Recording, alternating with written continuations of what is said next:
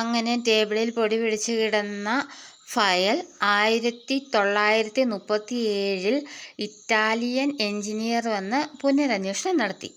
പിന്നെ 1947 ആ ഫയലിന് പുതിയ റിപ്പോർട്ട് സമർപ്പിച്ചു. പിന്നെയും കുറേ നാൾ ആ ഫയൽ ഇങ്ങനെ ബ്രിട്ടീഷുകാരുടെയും നാട്ടുരാജാക്കന്മാരുടെയൊക്കെ ടേബിളിൽ ഇങ്ങനെ പൊടി പിടിച്ച് കിടന്നു.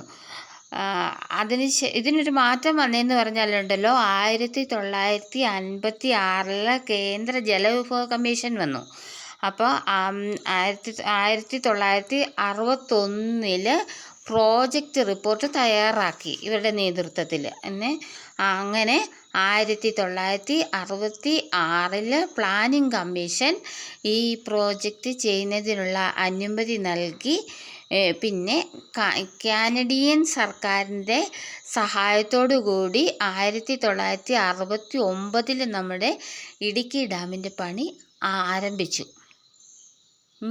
ഇനി ഈ പണിയുടെ ബാക്കി കാര്യങ്ങളൊക്കെ നമുക്ക് അടുത്ത വീഡിയോയിൽ ചർച്ച ചെയ്യാം. പണി ഏത് രീതിയിലായിരുന്നു, എങ്ങനെ പുരോഗമിച്ചു, ഇതിനകത്തുണ്ടായിരുന്ന പണിയിലുണ്ടായ കുറേ കാര്യങ്ങൾ, ഇതൊക്കെ നമുക്ക് അടുത്ത വീഡിയോയിൽ പറയാം. ലൈക്ക് ചെയ്യാനും സബ്സ്ക്രൈബ് ചെയ്യാനും ഒന്നും മറന്നു പോകല്ലേ.